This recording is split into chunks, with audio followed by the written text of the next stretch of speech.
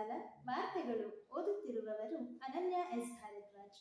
ಈಗ ವಾರ್ತೆಗಳ ಮುಖ್ಯಾಂಶಗಳು. ರಾಜ್ಯಸಭೆಯಲ್ಲಿ ಧನಕರ್ ಅವಿಶ್ವಾಸದ ಗದ್ದಲ, ಮುಂದುವರಿದ ಅನಿಶ್ಚಿತತೆ, ಸಂವಿಧಾನದ ಅದ್ಭುತ ಪಯಣ, ಕೆಳಮನೆಯಲ್ಲಿ ಮಾತು ಮಂಥನ, ರೇಣುಕಾಸ್ವಾಮಿ ಕೊಲೆ ಪ್ರಕರಣ, ನಟ ದರ್ಶನ್ ಸೇರಿ 7 ಆರೋಪಿಗಳಿಗೆ ಜಾಮೀನು, 2A ಮೀಸಲಾತಿ, ವಿಧಾನ ಪರಿಷತ್ನಲ್ಲಿ ಮತ್ತೆ ಗದ್ದಲ, ಕಲಾಪ ಮುಂದೂಡಿಕೆ. ಈಗ ವಾರ್ತೆಗಳ ವಿವರ. ರಾಜ್ಯಸಭೆಯಲ್ಲಿ ಧನಕರ್ ಅವಿಶ್ವಾಸದ ಗದ್ದಲ, ಮುಂದುವರಿದ ಅನಿಶ್ಚಿತತೆ. ರಾಜ್ಯಸಭೆಯ ಸಭಾಪತಿಯೂ ಆಗಿರುವ ಉಪರಾಷ್ಟ್ರಪತಿ ಜಗದೀಪ್ ಧನಕರ್ ಅವರ ವಿರುದ್ಧ ಅವಿಶ್ವಾಸ ನಿಲುವಳಿಗೆ ಮಂಡಿಸಲು ವಿರೋಧ ಪಕ್ಷಗಳು ಸಲ್ಲಿಸಿರುವ ನೋಟಿಸ್ ಶುಕ್ರವಾರ ಸದನದಲ್ಲಿ ತೀವ್ರ ಕೋಲಾಹಲ, ವಾಕ್ಸಮರಕ್ಕೆ ಕಾರಣವಾಯಿತು. ಧನಕರ್ ವಿರುದ್ಧದ ಅಸಮಾಧಾನ ಮತ್ತು ಅದಾನಿ ವಿವಾದದ ಪ್ರಸ್ತಾಪದಿಂದ ಈಗಾಗಲೇ ರಾಜ್ಯಸಭೆ ಕಲಾಪ ಹಳಿ ತಪ್ಪಿದೆ. ಗೊಂದಲದ ಸ್ಥಿತಿಯಿಂದಾಗಿ ಶುಕ್ರವಾರವೂ ಮೊದಲು 1 ಗಂಟೆಗೆ, ನಂತರ ಸೋಮವಾರದವರೆಗೂ ಕಲಾಪವನ್ನು ಮುಂದೂಡಲಾಯಿತು. ಕೋಲಾಹಲದ ಸ್ಥಿತಿಯ ನಡುವೆಯೇ ಮಾತನಾಡಿದ ಧನಕರ್ ಅವರು, ದಿನ ಬೆಳಗಾದರೆ ನನ್ನ ವಿರುದ್ಧ ಅಭಿಯಾನ ನಡೆಯುತ್ತಿದೆ. ಈ ಅಭಿಯಾನ ಕೇವಲ ನನ್ನ ವಿರುದ್ಧ ಅಲ್ಲ, ಇದು ನಾನು ಸೇರಿರುವ ಸಮುದಾಯದ ವಿರುದ್ಧವಾಗಿದೆ. ನಾನು ರೈತನ ಮಗ. ಈ ಬೆಳವಣಿಗೆಯಿಂದ ದುರ್ಬಲನಾಗುವುದಿಲ್ಲ ಎಂದು ಕಟುವಾಗಿ ಹೇಳಿದರು. ಇದಕ್ಕೂ ಮುನ್ನ ಕಲಾಪವನ್ನು ನಿಯಮಾನುಸಾರ ನಡೆಸಬೇಕು ಮತ್ತು ಸದಸ್ಯರು ಬಯಸಿರುವ ವಿಷಯಗಳ ಪ್ರಸ್ತಾಪಕ್ಕೆ ಅವಕಾಶ ಕಲ್ಪಿಸಬೇಕು ಎಂದು ಕೋರಿ ನಿಯಮ 267ರ ಅನ್ವಯ 4 ನೋಟಿಸ್ಗಳು ಸಲ್ಲಿಕೆಯಾಗಿವೆ ಎಂದು ಸಭೆಗೆ ಮಾಹಿತಿ ನೀಡಿದರು. ಸಂವಿಧಾನದ ಅದ್ಭುತ ಪಯಣ, ಕೆಳಮನೆಯಲ್ಲಿ ಮಾತು ಮಂಥನ.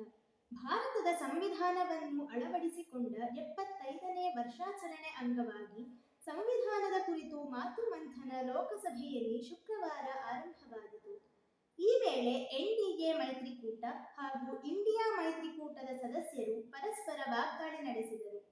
ತುರ್ತು ಪರಿಸ್ಥಿತಿ ಹೇರಿಕೆ, ವಿದ್ಯುನ್ಮಾನ ಮತಯಂತ್ರಗಳ ಕುರಿತ ವಿವಾದ, ಕೇಂದ್ರ ತನಿಖಾ ಸಂಸ್ಥೆಗಳ ದುರ್ಬಳಕೆ, 356ನೇ ವಿಧಿ, ಆಪರೇಷನ್ ಕಮಲ ಮತ್ತಿತರ ವಿಷಯಗಳ ಕಡೆಗೆ ಸದಸ್ಯರ ಮಾತು ಹೊರಳಿತು. ಚರ್ಚೆಗೆ ಚಾಲನೆ ನೀಡಿದ ಕೇಂದ್ರ ರಕ್ಷಣಾ ಸಚಿವ ರಾಜನಾಥ ಸಿಂಗ್, ಸಂಸ್ಥೆಗಳ ಸ್ವಾಯತ್ತತೆಯನ್ನು ಕಾಂಗ್ರೆಸ್ ಎಂದಿಗೂ ಸಹಿಸುವುದಿಲ್ಲ ಎಂದು ಟೀಕಾಪ್ರಹಾರ ನಡೆಸಿದರು. ಸಂವಿಧಾನವು ಸಂಘ್ ಕಾ ವಿಧಾನ್, RSS ನಿಯಮ ಪುಸ್ತಕ ಅಲ್ಲ ಎಂಬುದು ಮೋದಿಗೆ ಅರ್ಥವಾಗುತ್ತಿಲ್ಲ ಎಂದು ಕಾಂಗ್ರೆಸ್ ಸಂಸದೆ ಪ್ರಿಯಾಂಕಾ ಗಾಂಧಿ ವಾದ್ರಾ ಟೀಕಿಸಿದರು. ಆಡಳಿತ ಹಾಗೂ ವಿಪಕ್ಷಗಳ ಹಲವು ಸದಸ್ಯರು ಚರ್ಚೆಯಲ್ಲಿ ಭಾಗವಹಿಸಿದರು. ಈ ಚರ್ಚೆಯು ಮೋದಿ ಅವರ ಉತ್ತರದೊಂದಿಗೆ ಕೆಳಮನೆಯಲ್ಲಿ ಶನಿವಾರ ಮುಕ್ತಾಯಗೊಳ್ಳಲಿದೆ. ರೇಣುಕಾಸ್ವಾಮಿ ಕೊಲೆ ಪ್ರಕರಣ, ನಟ ದರ್ಶನ್ ಸೇರಿ 7 ಆರೋಪಿಗಳಿಗೆ ಜಾಮೀನು. ರಾಷ್ಟ್ರದ ಗಮನ ಸೆಳೆದಿದ್ದ ಚಿತ್ರದುರ್ಗದ ರೇಣುಕಾಸ್ವಾಮಿ ಕೊಲೆ ಪ್ರಕರಣದಲ್ಲಿ ನಟ ದರ್ಶನ್ ಸೇರಿ 7 ಆರೋಪಿಗಳಿಗೆ ಜಾಮೀನು ನೀಡಿ ಹೈಕೋರ್ಟ್ ಪೀಠ ಆದೇಶಿಸಿದೆ. ನ್ಯಾಯಮೂರ್ತಿ S. ವಿಶ್ವಜಿತ್ ಶೆಟ್ಟಿ ಅವರಿದ್ದ ಏಕಸದಸ್ಯ ನ್ಯಾಯಪೀಠವು ಶುಕ್ರವಾರ ಈ ಆದೇಶ ಹೊರಡಿಸಿದೆ. ಕೊಲೆ ಪ್ರಕರಣದ ಪ್ರಮುಖ ಆರೋಪಿಗಳಾದ ನಟ ದರ್ಶನ್, ಗೆಳತಿ ಪವಿತ್ರ ಗೌಡ, ನಾಗರಾಜ್, ಅನುಕುಮಾರ್, ಲಕ್ಷ್ಮಣ್, ಜಗದೀಶ್, ಪ್ರದೋಷ್ಗೆ ಇದೀಗ ಜಾಮೀನು ದೊರೆತಿದೆ. ಸುಮಾರು 6 ತಿಂಗಳ ಬಳಿಕ ಜಾಮೀನು ದೊರೆತಿದೆ. ಅನಾರೋಗ್ಯದ ಕಾರಣದಿಂದ ನಟ ದರ್ಶನ್ ಅವರಿಗೆ ಈಗಾಗಲೇ ಮಧ್ಯಂತರ ಜಾಮೀನು ನೀಡಲಾಗಿತ್ತು. ಎಲ್ಲರ ಜಾಮೀನು ಅರ್ಜಿಗಳನ್ನು ಪುರಸ್ಕರಿಸಲಾಗಿದೆ ಎಂದು ನ್ಯಾಯಪೀಠ ಹೇಳಿದೆ.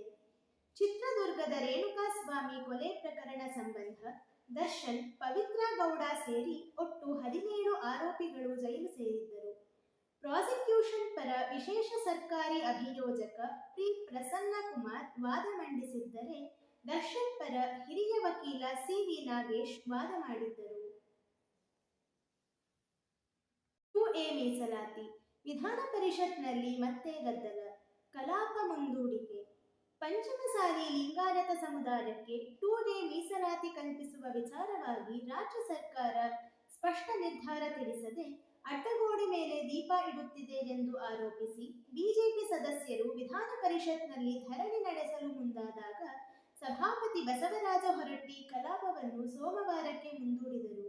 ಶುಕ್ರವಾರ ಭೋಜನ ವಿರಾಮದ ಬಳಿಕ ವಿರೋಧ ಪಕ್ಷದ ನಾಯಕ ಛಲವಾದಿ ನಾರಾಯಣಸ್ವಾಮಿ, ಬಿಜೆಪಿಯ N. ರವಿಕುಮಾರ್ ಹಣಮಂತ ನಿರಾಣಿ ಮತ್ತಿತರರು ಪಂಚಮಸಾಲಿ ಸಮುದಾಯಕ್ಕೆ ಪ್ರವರ್ಗ 2A ಮೀಸಲಾತಿ ನೀಡುವ ವಿಚಾರದ ಕುರಿತು ಗಮನ ಸೆಳೆದರು.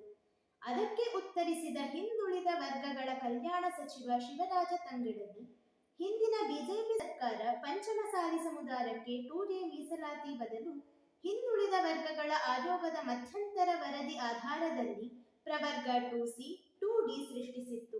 ಬಳಿಕ ತನ್ನ ಆದೇಶವನ್ನು ಮುಂದಿನ ಆದೇಶದವರೆಗೆ ಜಾರಿ ಮಾಡುವುದಿಲ್ಲ ಎಂದು ಸುಪ್ರೀಂ ಕೋರ್ಟ್ನಲ್ಲಿ ಸ್ಪಷ್ಟಪಡಿಸಿದೆ.